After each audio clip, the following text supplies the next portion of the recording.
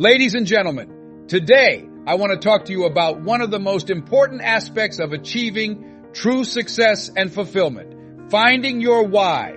Your why is the driving force behind everything you do. It is the reason you get out of bed in the morning, the passion that fuels your dreams, and the purpose that gives your life meaning. Finding your why is not always easy, but it is essential. When you know your why, you gain clarity and direction. You are able to overcome obstacles, stay motivated, and persist through challenges.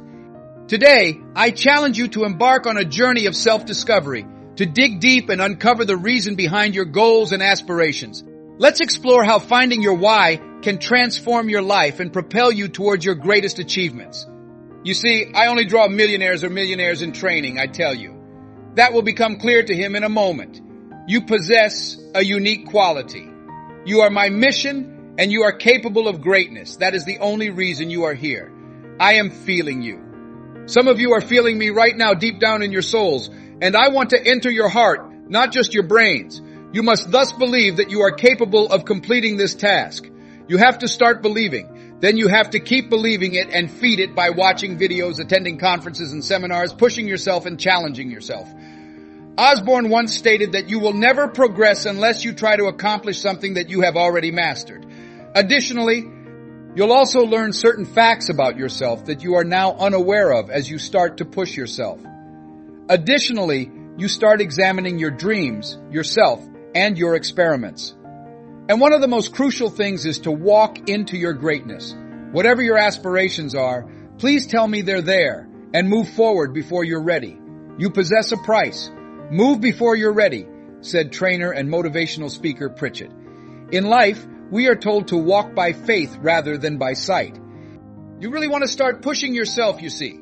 You wish to start taking more chances. You wish to demand more of yourself. The majority won't act in that way. You see, the majority of people lead low-risk, low-life lifestyles. As Viscud once remarked, you cannot grow if you are not willing to take risks.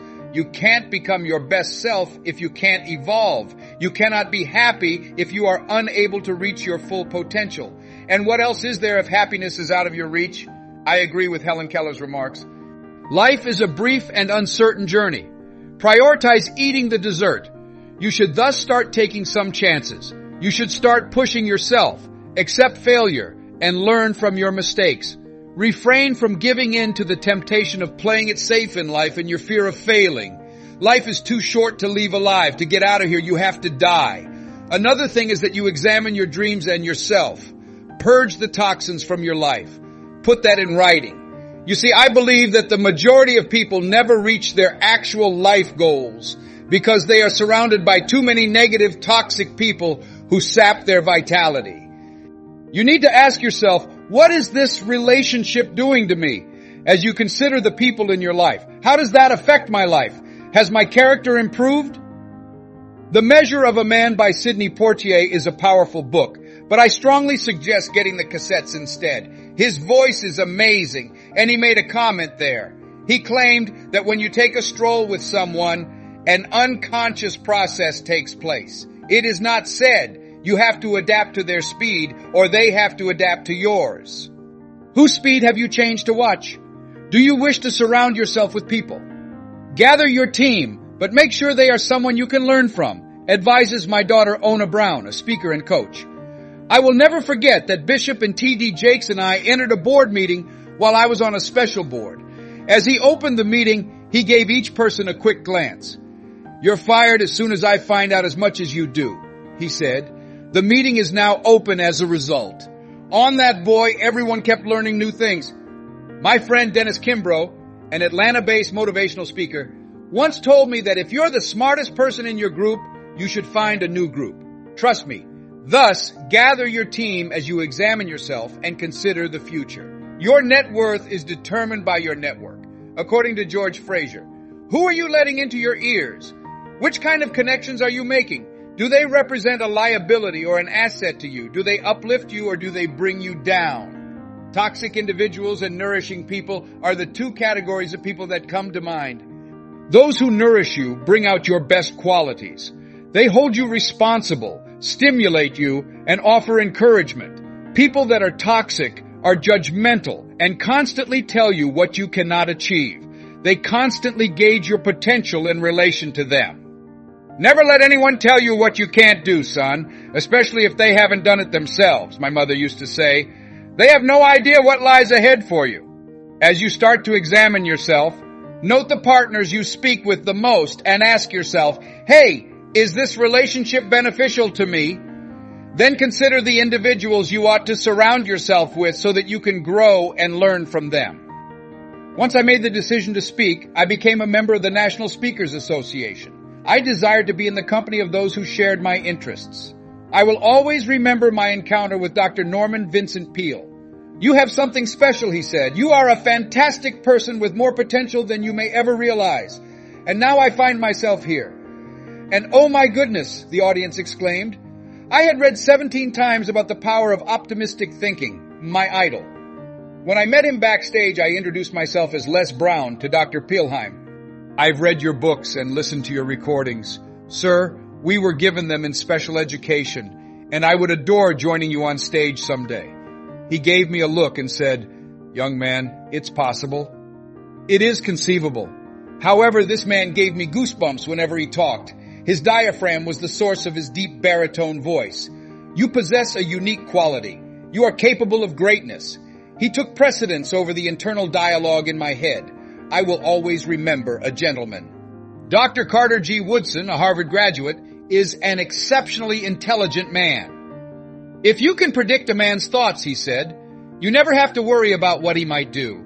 When you can instill a sense of inferiority in a man, you won't need to force him to pursue a lower status. He will pursue it on his own. You never need to tell a man to go to the back door if you can make him feel like a deserved outsider. He won't need to be ordered to leave. And he will insist on a door by nature if there isn't one. You see, we are told more about our limitations than our potential in this world we live in. How many of you have ever been told you were incapable of achieving a goal? Please raise your hands. According to a research conducted by MIT, 16 individuals must join together and affirm that they can do the task at hand if I were to tell them they couldn't. That's something you can do to offset that. The last thing you'll remember is the 17th thing you hear. You can do it. Thus, you need to be aware of who is speaking to you. It is imperative that you start keeping an eye on your thoughts and take proactive steps to set yourself up for success. Be transformed by the renewing of your mind and do not conform to this world. You must accept accountability if you want that to occur. And as soon as you start doing that, your life will start to alter in some amazing ways. Earl Nightingale once remarked, only the successful will acknowledge that we are all self-made. Put this down as you start to consider your dreams and goals. Know what vitamins you have. You see, the rejections in life drive most individuals to give up on their aspirations, park, and pull off the road of life. There will always be rejection for you. It is not a major concern. According to Jack Canfield, rejection is a myth. It's not like when someone tells you no and then slaps you for it. To me, it's simply like don't produce no vitamins. Celebrate the rejection. Why? Because each time someone declines your request, it moves you closer to receiving a yes. You're drawing nearer. You will succeed if you don't give up. I promise. You will succeed if you don't give up. Twice a day, even a broken clock is right. The other thing is to evaluate your strengths as you look in the mirror and consider your objectives, aspirations, and strengths. What shortcomings do you have? What contributions do you make? Upon researching how to become a motivational speaker, I observed that most of the speakers followed a script. I then asked myself, what can I do to stand out? I have never attended college. I have no credentials at all. I never have a position with a large company. How can I make up for my shortcomings? Subsequently, someone mentioned that this is a crucial point. Mr. Brown, Mr. Washington. Indeed, sir. What kind of life do you wish to lead? My goal is to achieve success. All right. To have what others won't have tomorrow, he continued, you have to be willing to do the things that others won't do now. You claim to have something unique for this reason. You see, not many people attend workshops and seminars. They are attending a concert. However, they will be too busy or will ask, well, how much? If you show up to get something that can open their minds, help them start to see their life differently, or offer them a bigger picture of themselves. What is the price of it? Information is expensive, but it is worth it. The other thing is, let's say it's me, ladies and gentlemen. Yes, you see, you really can live the life of your dreams. You have to have the attitude that I'm going to accomplish this. But you have to accept responsibility. You have to make up your mind, hey, I'm going to do this. You must accept accountability for your life. According to George Bernard Shaw, successful people search for the conditions they desire in life, and they make them if they are unable to locate them. It's up to you to make the decision. You must speak, and you must speak firmly. I anticipate success. Indeed, I believe it's critical that we express it. You know, most people would probably say, do you want to be successful? They will respond in the affirmative. Took a stroll with my eldest kid for the sake of my name. We constantly want our kids to do so much more than we do, you know, Calvin said. He desires to be himself. Leslie Calvin Brown Jr., is he? I pulled him aside, met his eyes, and asked, son, do you want to succeed? Yes, our dad, he said. Excellent, son, let's go for a walk. Continue walking. Stopped him once again. Calvin, look me in the eyes, my son, I murmured. Indeed, sir, do you think your son will succeed, Dad? He sat there, stared at me, and then said, let's walk, his eyes going glassy. And he said, let's walk, because his son is exceptionally intelligent. He's probably the smartest of my kids. But even though Calvin is a decent father and is over 30, he is now behind on his dreams despite having a lot of talent and ability. Calvin is also a single parent of 2 girls, really traditional. One of those folks has a brilliant mind, but he simply lacks the maturity and development that we want for our children. Calvin, you need to step it up, my boy. You never imagined yourself to be 30 years old. You need to step it up a level. To live the life of your dreams, you must become more energetic. Your dreams cannot be taken lightly. Bill Bailey stated, if you're feeling casual, after discussing your dream, you have a casualty. Give a quick shake to both your right and left while urging them to pick up the pace. Indeed, you need to step it up a level. Whatever it is that you have to offer, you need to step it up. Which signature do you have? Please remember to give me greater service than you are compensated for when you consider your goals and where you want to go with your product or services. Yes, look, that turns becomes your signature. You should hold yourself to a high standard when you consider your objectives, your desired future, your offerings in terms of goods and services, and your sector. What Henry David Thoreau said is admirable. Instead of following the path, go where it doesn't exist and leave a trail. What will be the differences in your industry's operations in 5 or 10 years? How well known are you in your field? What's the big deal about you when you enter a room and then exit it? Do people think that an individual is a good resource? That individual is that. You're talking about a work that will be done really well if you ask them to complete it. Are you regarded as someone who stands out for the things you accomplish, for the high caliber of the services you provide, for your standards, and for constantly seeking out new and improved methods to perform your best? Are you among those who think that if something isn't broken, it shouldn't be fixed? Japanese people think that if something isn't perfect, it should still be worked on. Will you continue to work on it? Are you ready to acknowledge that you haven't performed at your best yet and that you can improve? You must accept accountability for that. Let's move on to the next phase now. Not only is it possible for you to live the life of your dreams, but it's also essential that you assemble your support system and associate with individuals who can help you develop and learn from. You need to work on, observe, and train yourself. And you need to start accepting full responsibility for the results you wish to achieve in your life. However, let's agree that it's difficult with strength and conviction. It is indeed difficult to live your goal and change your life, ladies and gentlemen. It's difficult to lose all of your money, even when you've tried your hardest and suffered a significant setback. You have cancer are the 3 awful words no one likes to hear when a doctor looks at you. It was difficult for me to focus my spiritual energy, to study the Bible, to listen to music and cassettes, to interact with others, to find other prostate cancer survivors, and to have faith in my ability to overcome this. It was challenging. Never forget what I said to my father. Are you going to die? Why do you ask me that question? You don't get out very often. You don't have the vivacious personality that I am familiar with. You don't say much. You are alone in the room for a considerable amount of time.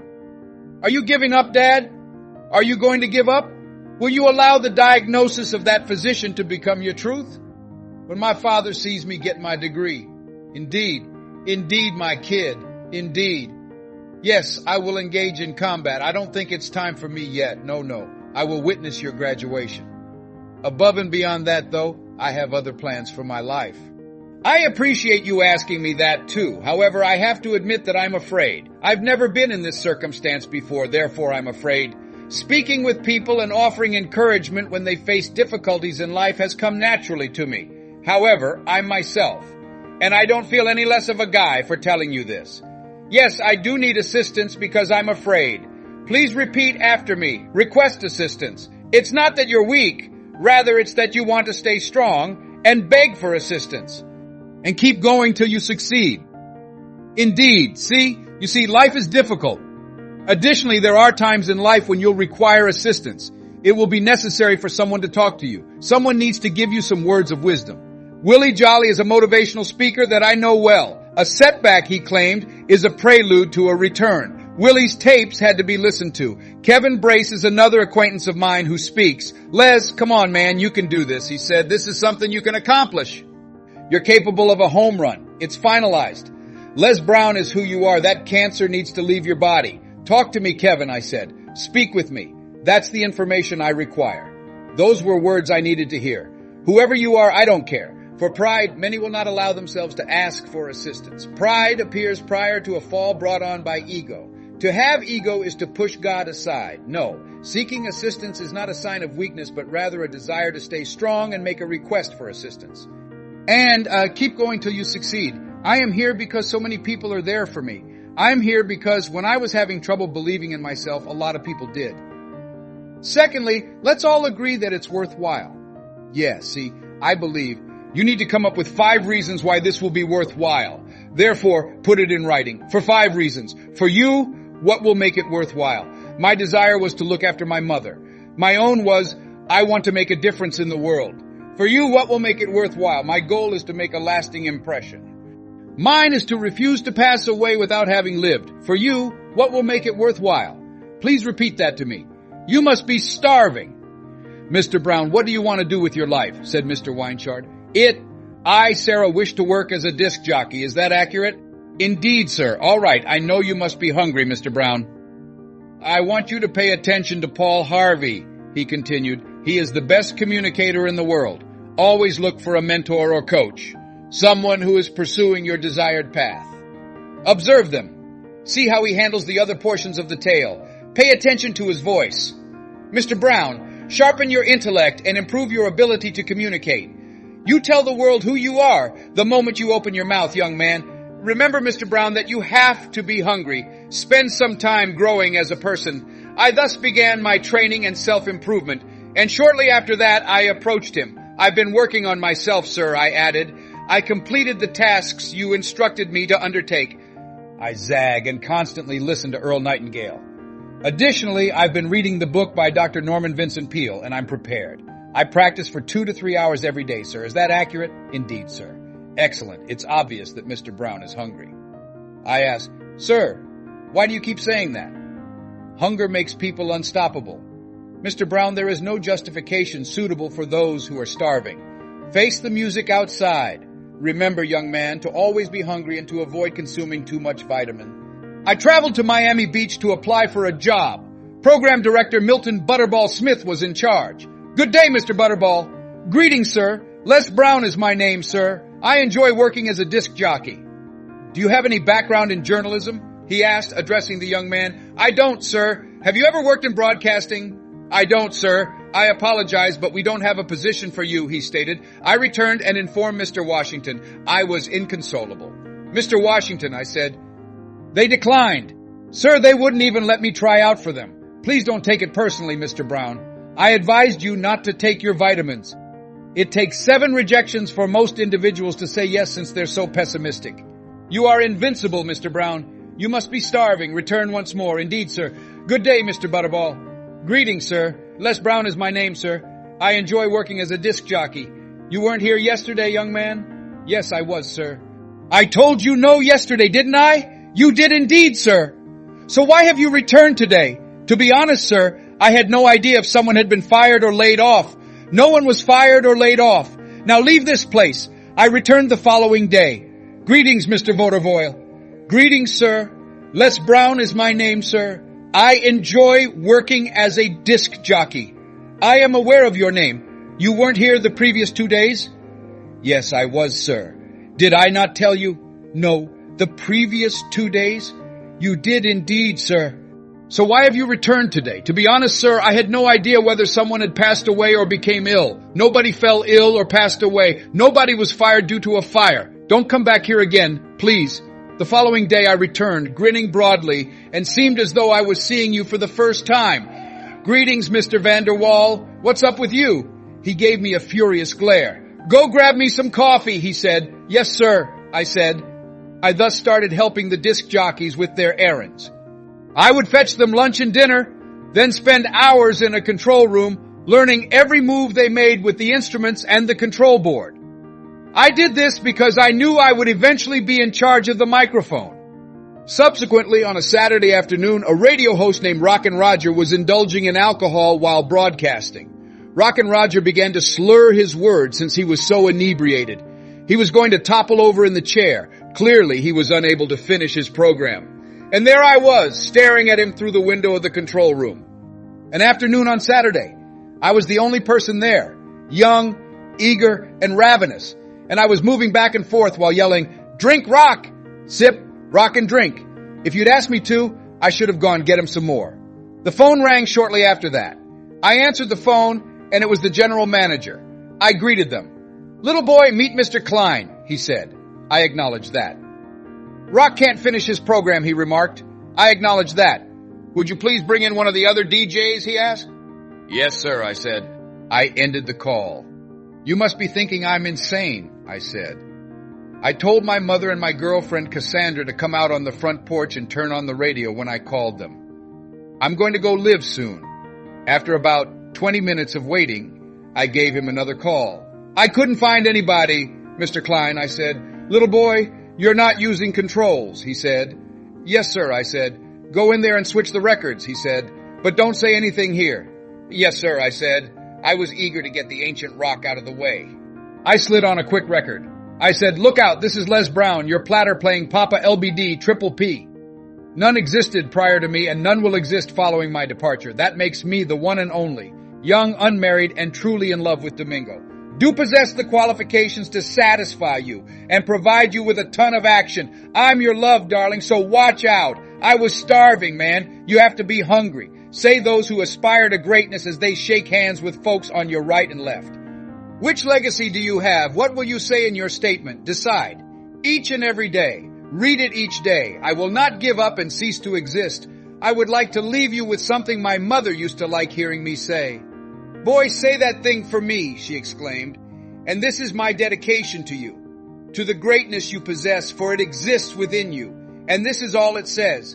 If something is something you want so much that you will fight for it, work nonstop for it, sacrifice your time, peace, and sleep for it, if all of your dreams and schemes revolve around it, and life would seem meaningless without it, if you gladly sweat, fret, and plan for it and let go of your fear of opposition in the process, and if you just pursue what you want with all of your might, ability enhances discernment, faith, assurance, hope, and tenacious perseverance.